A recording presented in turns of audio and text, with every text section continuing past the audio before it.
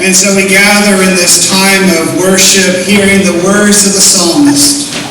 God is my light and my salvation, whom then shall I fear? God is the stronghold of my life, of whom shall I be afraid? We remember the teaching of Jesus on the Mount. Blessed are those who mourn, for they shall find comfort. We also hear the words of Jesus and the promise of resurrection. Jesus said, I am the resurrection and the life. Those who believe in me, even though they die, will live, and everyone who lives and believes in me will never die. Please be seated.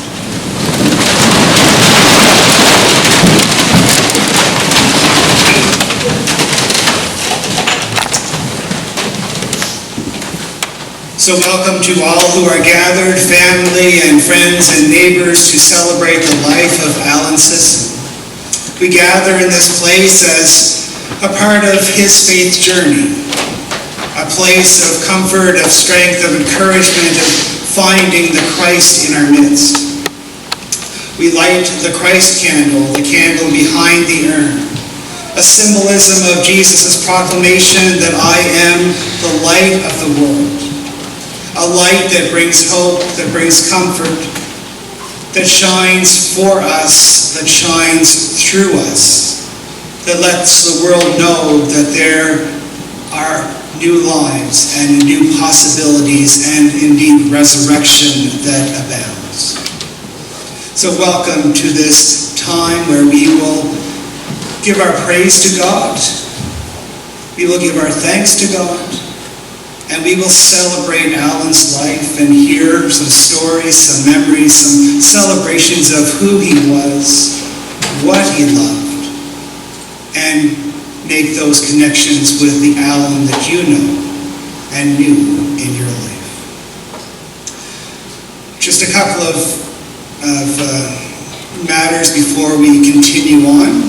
There's a reception to follow after the service. However, right after the service, the family will be heading out for a private graveside interment and will come back.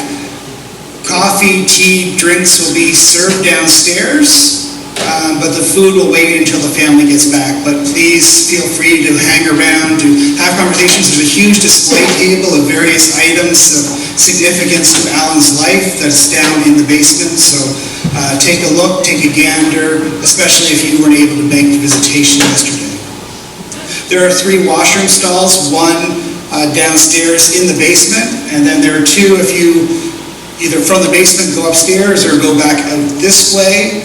There are 2 stalls in the main hall, so there are a few different options. In terms of getting to the basement, again, you can either come out this way or stairs at the back. There's also the lift that will take people down to the basement as well. So hopefully you'll be able to navigate yourself around and make that stuff happen. At the end of the service, I will do a blessing over the food, so we're not trying to get your attention downstairs when the family gets back. So when the family does get back, you'll be able to partake and continue to celebrate God's presence and the stories of Allan's life that you wish to share. Thank you to Brenda and Gospel Edge, who will be doing some music for us today, and that's where we gather. So again, on behalf of Ada and the rest of the family, welcome to this time. Let your memories of Allan roll through you, and remember how he touched your life and what brings you to this place and what brought many people to visitation yesterday evening.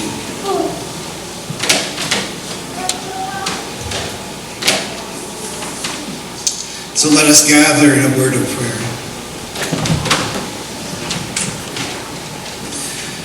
O God, creator of all life, help us accept death as a special part of living. Help us to trust in your goodness and great love for each and every one of us. We feel now the pain of parting with one whom we loved, but we rejoice in the privilege to experience life with Allan.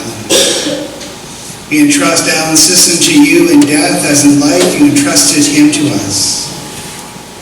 The prayers we offer this day and throughout our worship we bring in the name of your Son, the Christ, who offers the gift of resurrection, the gift of eternal life. Amen.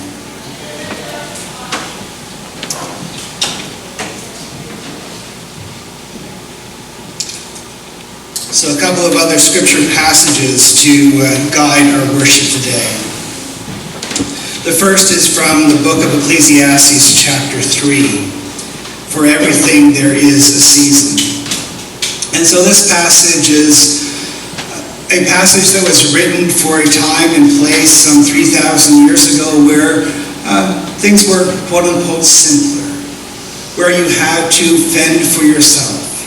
And a lot of that imagery, agricultural and home-wise, echoes to the farm life still of today. And so we all know Allan's passion at the farm for dairy, for cattle, and that was a significant part of that passion, and the seasons of the farming community that change. But in each life, there are seasons for Allan being a brother, being a wife, being a father, grandfather, great-grandfather, being a friend, a neighbor. The seasons of his life echo through. And so I'm going to offer this passage today, invite you to think about those seasons of Allan's life. And when we hear stories from the family, you'll hear some more of those seasons and just celebrate that mystery of how many ways Allan lived his life in our midst.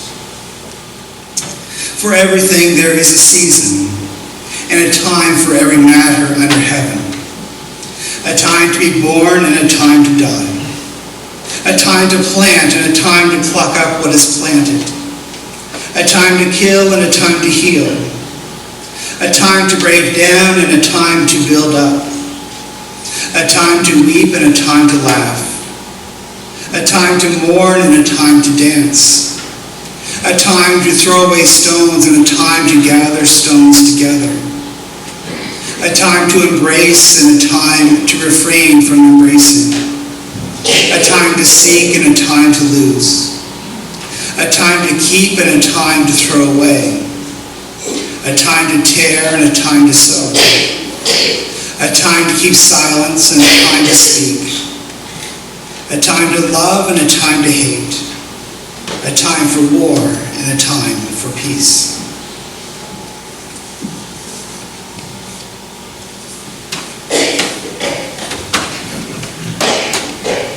We then continue with words of comfort and encouragement, words of the 23rd Psalm. Those of you that have been in Anita's and Allan's home have likely seen that picture in their main room. The Lord is my shepherd. I invite you, as you know the words and feel comfortable, to share them with me as we ground ourselves in the presence of the shepherd who comforts and walks with us on this journey. The Lord is my shepherd, I shall not want. He makes me to lie down in green pastures. He leads me beside the still waters. He restores my soul. He leads me in paths of righteousness for his name's sake. Yea, though I walk through the valley of the shadow of death, I will fear no evil, for thou art with me. Thy rod and thy staff, they comfort me. Thou preparest a table before me in the presence of mine enemies. Thou anointest my head with oil. My cup runneth over. Surely goodness and mercy shall follow me all the days of my life, and I shall dwell in the house of the Lord forever and ever.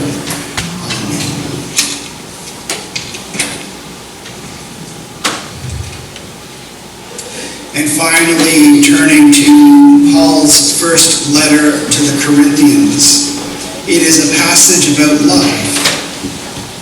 It is a reminder of that presence of love that God offers to us, that we are invited to share with family and neighbors. It is a passage often celebrated in matrimony and marriage, but it's also a statement of how we live our lives, seeking to love each other in a practical kind of way. And so we hear Paul's rhetoric writing around love. If I speak in the tongues of mortals and of angels, but do not have love, I am a noisy gong or a clanging cymbal. And if I have all prophetic powers and understand all mysteries and all knowledge, and if I have all faith so as to move mountains, but do not have love, I am nothing. If I give away all my possessions, and if I hand over my body so that I may boast, but do not have love, I gain nothing. Love is patient. Love is kind. Love is not envious or boastful or arrogant or rude. Love does not insist on its own way. Love is not irritable or resentful. Love does not rejoice in wrongdoing, but rejoices in the truth. Love bears all things, believes all things, hopes all things, endures all things. Love never ends. But as for prophecies, they will come to an end. As for tongues, they will cease. As for knowledge, it will come to an end as well. For we know only in part, and we prophesy only in part. But when the complete comes, the partial will come to an end. When I was a child, I spoke like a child, I thought like a child, I reasoned like a child. And when I became an adult, I put an end to my childish ways. For now we see in a mirror dimly, but soon we will see face to face. Now I know only in part. Then I will know fully, even as I have been fully known. And now faith, hope, and love abide, these three. And the greatest of these is love.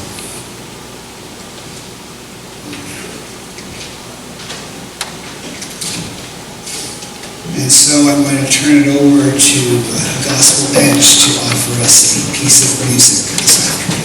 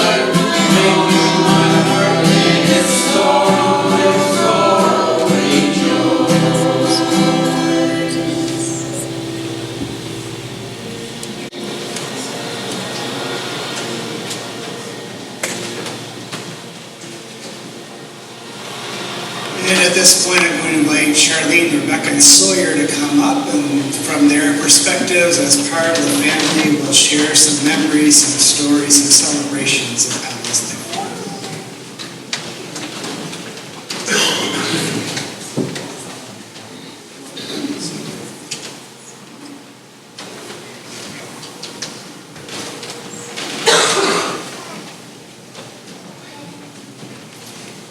Today we gather to celebrate the life of a loved one passed, a life that blessed each one of us, represented by 2 dates and a dash. The date of birth comes first, the following date comes with tears, but what matters most of all is the dash between those years. For it matters not how much we own, the farm, the cows, the cash. What matters is how we live and love, and how we spend our dash. For the dash represents all the time that Dad spent here on earth, and now we'll share our memories of what that little line is worth.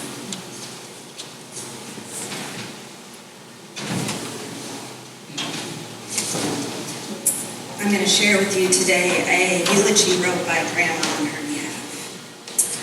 Allan Bertram Sisson was born on June 21st, 1937, to parents Pearl and Arthur and big sister Dorothy, in the home that he would live in for the next 82 years. The Sisson family attended Bethesda United Church. Allan was a lifelong member of the United Church and enjoyed the Young People's Group as a teen, and later on served here as a deacon. Allan attended the one-room schoolhouse just down the road from the farm. Not wanting to spend too much time in school, he completed grade school in just 7 years and high school in only 3 months.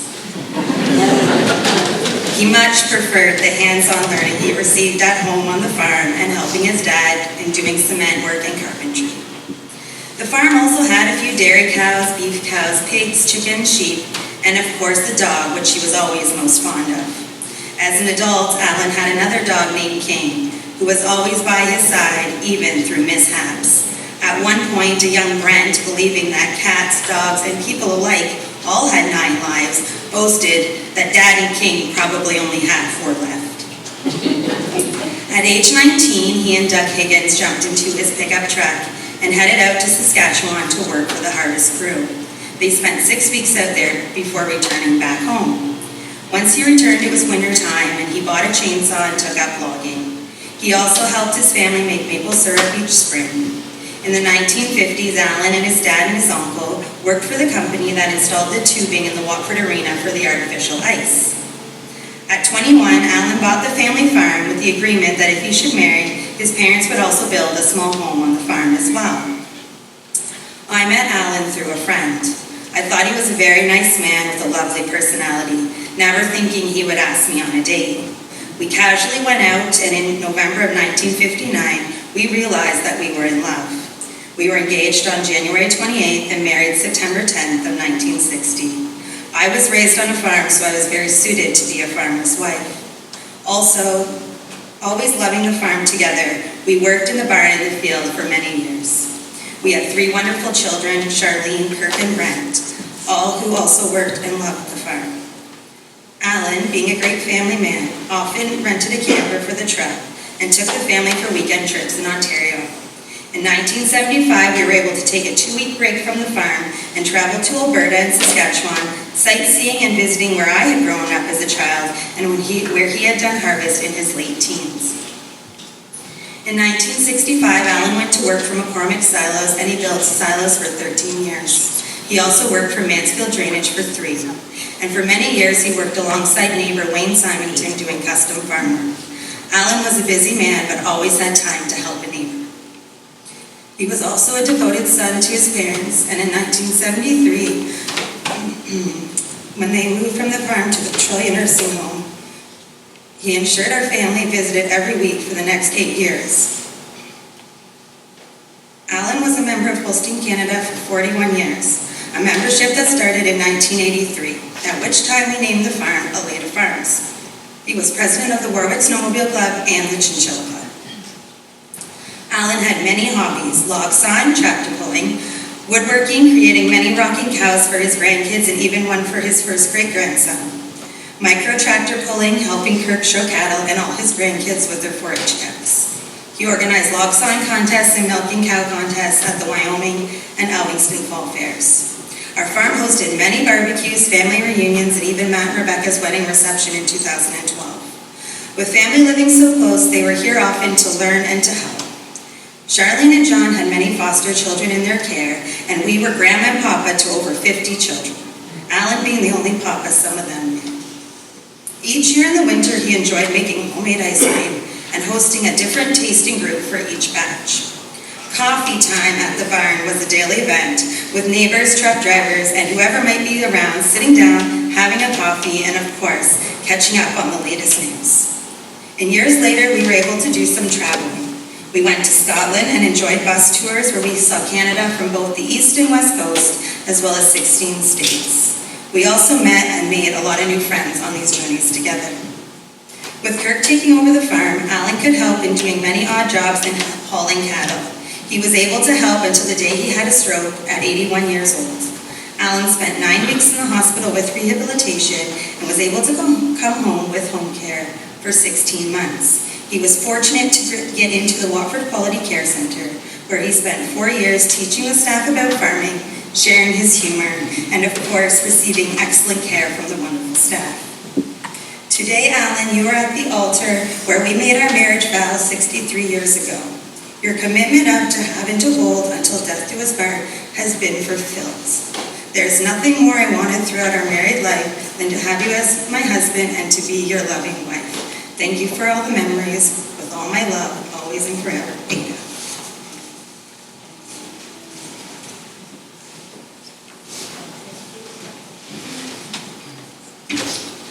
A couple of years ago, I was asked the question, what was your dad like when you were a child?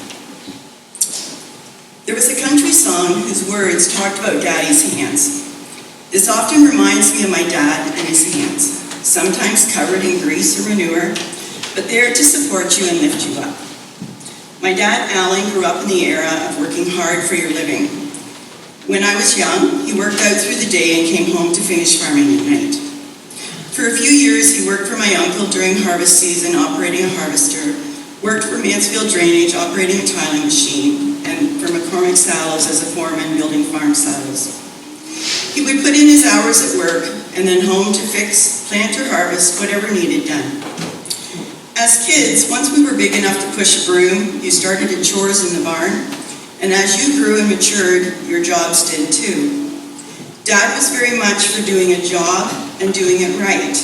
You kept doing it until you did it right. Dad was strict on discipline, but he was a father who always worked with us.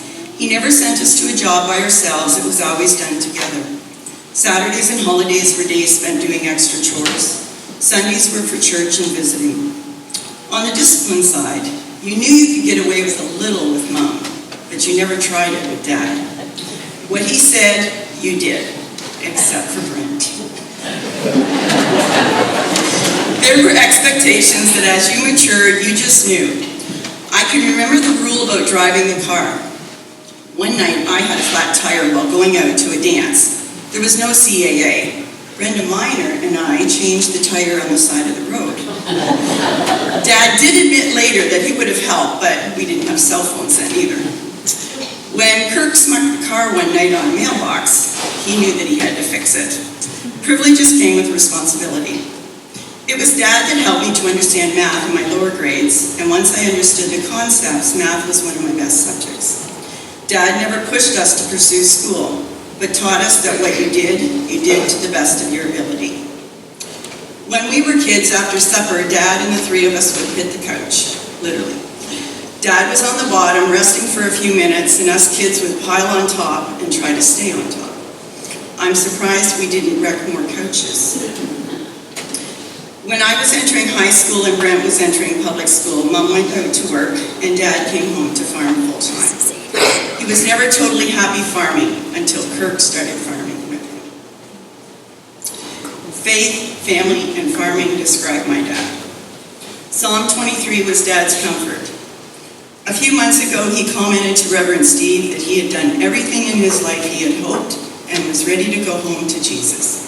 He lived a good, long life. Family. Work hard together, help others, and enjoy the life you make. Dad was devoted to his parents and his sister.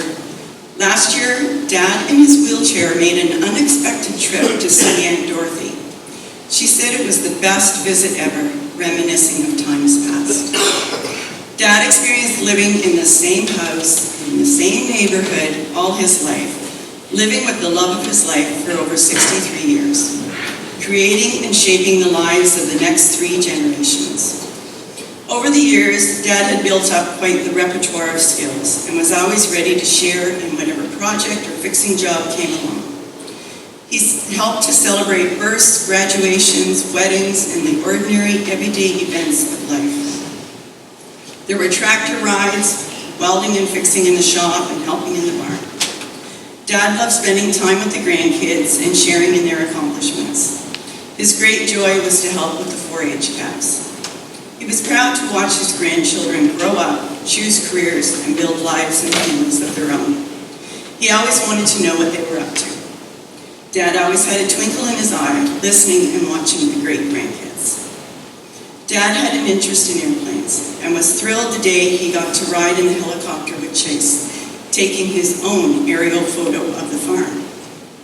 No matter what event or activity Dad was involved in, there was a community of people that he connected with. He was a people person, always up for a chat. Sissons are good at that. And always willing to offer a helping hand. Coffee time at the barn was a daily ritual, connecting with neighbors and whoever else stopped in. Farming. Good times and tough times, lots of sweat and some tears. Things don't always go as planned, change is constant. With a dairy farm, there were always chores, twice a day, every day. Together with Kirk, a lad of farms was created and registered dairy herd was built up. Dad experienced many changes over his life in the dairy industry, in farming equipment, and agricultural technology. He worked on the farm until the day he had his stroke. Even in the nursing home, Dad kept farming. Mom kept him up on what was happening on the farm on a daily basis, and he was always educating the staff on the business of farming. He followed the progress of the new dairy barn with the anticipation of seeing it for himself. The tour of the new barn and the robot milker was a highlight for him in 2022. He was very proud of what Kirk, Brenda, and Andrew had completed, and of what Allan Farms has become today. One of Dad's hobbies with regard to farming was tractor pulling. Brent inherited Dad's old 1970 Ford 4000 tractor and created Raging Blue. He overhauled the tractor to qualify for the improved vintage class. Being the artist he is, Brent designed the cartoon Belgian blue bull featured on the side of the tractor. Dad was thrilled to have a photo of the tractor on his wall over his bed and enjoyed watching the latest video of Brent pulling in competitions. Everywhere Dad went, he shared his love of farming and life experiences to whoever was willing to listen. Dad, you've tilled the field, gathered in the harvest. Now take your rest in the arms of Jesus.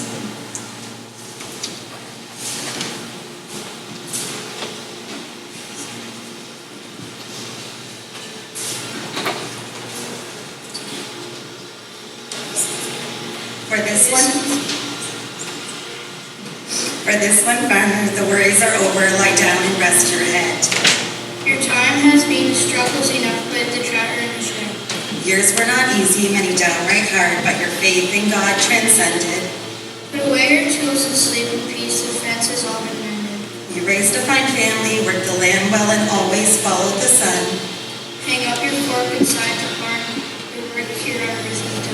A faith you possess led your journey through life, often a jagged and stony way. The sun is setting, the cattle are bedded, and here is now the end of your day. Your love of God's soil has passed to your kin. The stories, they flow like fine wine. Wash your boots in the puddle left by the blessed rain one final time. You always believed the good Lord would provide, and He always had somehow. Take off your cap, no more sweat and worry for you now. Your labor is done, you're home now in heaven, no more must you wait. Your legacy lives on through the love of the farm. Don't worry, we'll shut the gate.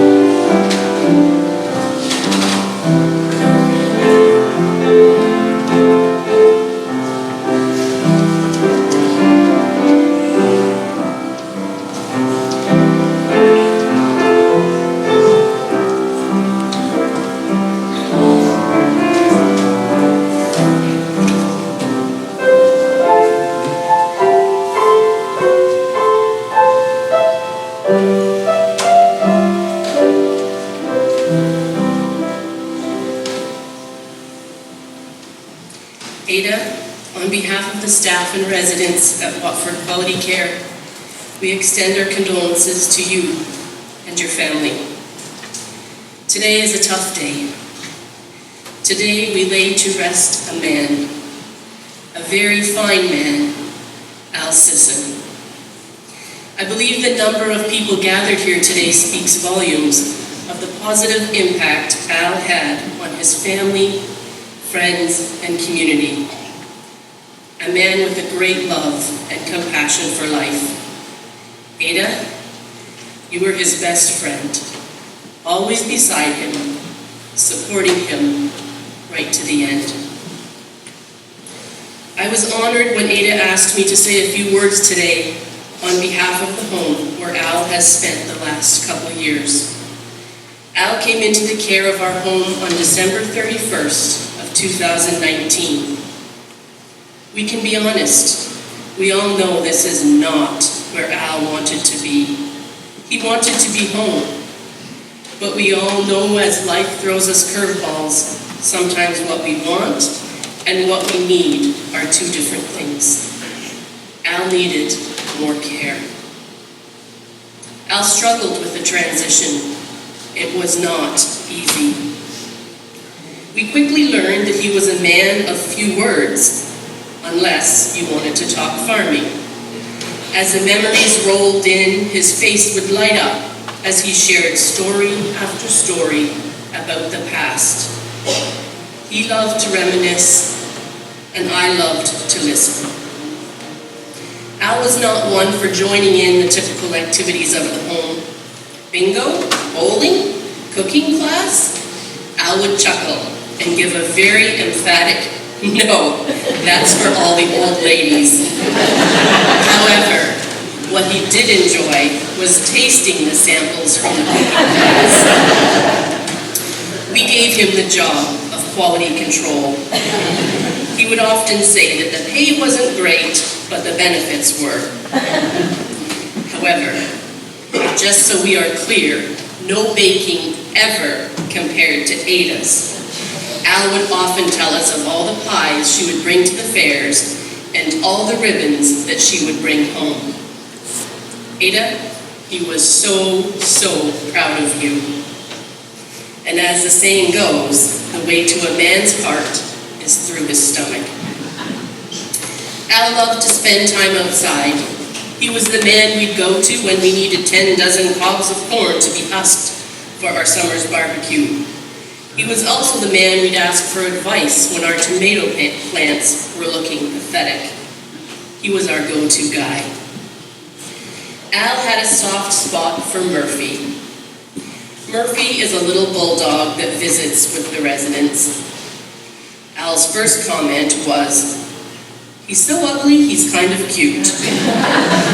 He also liked to point out that he was built like a brick house. The last time I brought Murphy to see Al, he jumped up on the bed, gave him one big wet kiss, and then laid down beside him. Al put his hand on his paw, and I think they both knew it was goodbye. Al, we will miss you dearly at Watford Quality Care. Your time here on earth is done. No more pain, no more suffering. You lived a good life, and your memories will live on in the hearts of all that knew you. Rest in peace, my friend. I love you.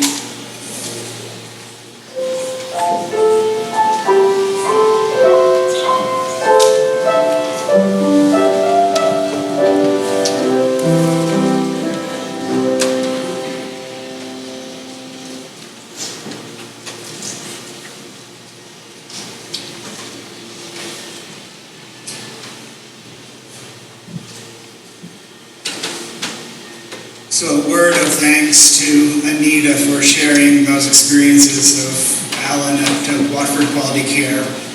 Yes, it wasn't where he wanted to be, but where he needed to be for the care that he had. And of course, 2019 led into COVID and all those challenges. But Anita was faithful and worked their way through. The staff was wonderful in terms of offering as much support as they were able to. And so, though it's not a part of his life that we remember with as much fondness as his time at the barn, his time with family, and those times of energy, they are part of the seasons of his life that we acknowledge, we celebrate, and give thanks for the care that was offered and for the commitment of Ada and the rest of the family to continue to touch base with him on a regular basis, even though he wasn't at the farm. We've heard so many stories of his life. And there's a multiple number of stories that you could share about your experiences with him. Encounters, laughter, tears, the stories go on. They're all little bits of memory, little bits of the broader seasons of Allan's life that we gather and give thanks for. And so, after our service today ends, as you gather downstairs or stay up here for a little bit, share those stories, share those memories, celebrate a life that was well lived and a love that was well shared. And know that as you do so, that God is that good shepherd who walks with us, who comforts us, who guides us. The words of the 23rd Psalm that were so important to Allan and his faith and upbringing. A reminder the shepherd can protect us from all evil, but the shepherd can be there to comfort, to guide, to give encourage, and invites us to walk behind. Invites us to follow a way. And for Jesus, it was the way of love. Loving of Ada and family, loving of neighbor and community, and loving through his witness to the church, a God of creation and a God of mystery. And so we take those pieces of scripture, the stories that have been told, the celebrations of life, the comfort of our God, and a love everlasting. And we celebrate, truly celebrate, a life well lived. I invite us to join in a word of prayer, and I'll close by inviting you to join with me in the Lord's Prayer. Gracious and Holy One, we gather in this place hearing stories of Allan's life. And we give thanks for all of the ways that we knew him. A brother, a husband, a father, a grandfather, a great-grandfather. A friend, a neighbor, an encounter on the farm. Someone to enjoy conversation with and reminisce and tell stories. One who was passionate about 4-H and spreading that message of farming to a younger and next generation.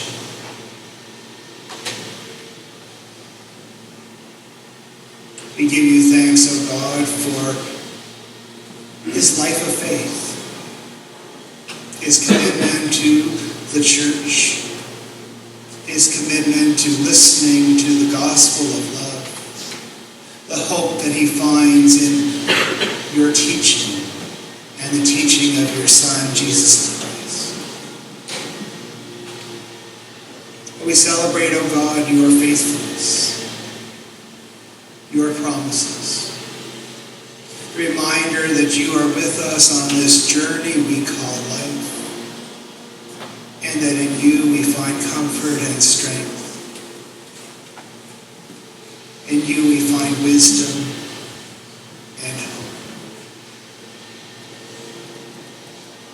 And so here, as we share our memories, as we mourn one whom we loved, we know that you are in our midst. That you are in our midst in the words of comfort that we hear, in the hugs that we share, and in those stories that meant so much to us. We pray, O God, for your word, that it might experience your love as Allan experienced it, that we might share your love as Allan shared it, and that we might offer a glimpse of your kingdom for all the world to see. That kingdom of love that Jesus invited his disciples to pray for. And so we share those words together. Our Father, who art in heaven, hallowed be thy name. Thy kingdom come, thy will be done on earth as it is in heaven. Give us this day our daily bread, and forgive us our trespasses, as we forgive those who trespass against us. And lead us not into temptation, but deliver us from evil. For thine is the kingdom, the power, and the glory, forever and ever. Amen. And turn it back over to Gospel Edge for another piece of music celebrating the presence of God.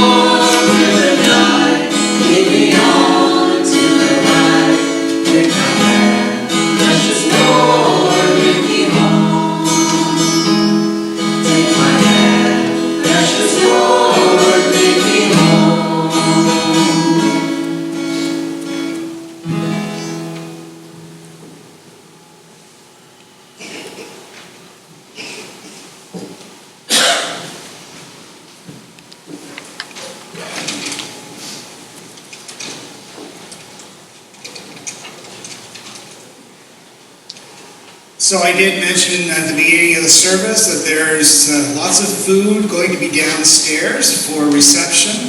Again, the family will be making their way out to the cemetery and then come back. So there might be a 20-minute delay, but there's coffee and tea and juice. There's air conditioning downstairs as well as the display table with various items and tables to sit around and have conversation to celebrate those memories. So if you're able to stick around, the family would certainly appreciate you staying around and sharing that food with them when they get back from graveside.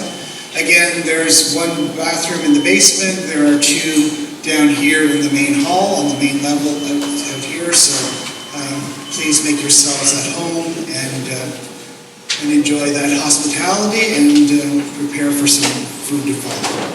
And so I'm going to offer a blessing for the food so that, again, as I mentioned, when the family comes back, they can jump right in and you're not trying to quiet down so that I can yell a grace. Gracious and holy God, we gather in this place celebrating and giving thanks for Allan Sisson's life. We give thanks for your earth, the provider of food and nutrients and awesome beauty and wonder. We give thanks, O God, for the food that has been prepared, your earth from which has come, and the hands that have spent time preparing it. May we eat, may we be comforted, and may we share those stories of love, of Allan's love for all in creation. Amen. I invite you to please stand for a commendation and blessing, and then we'll get into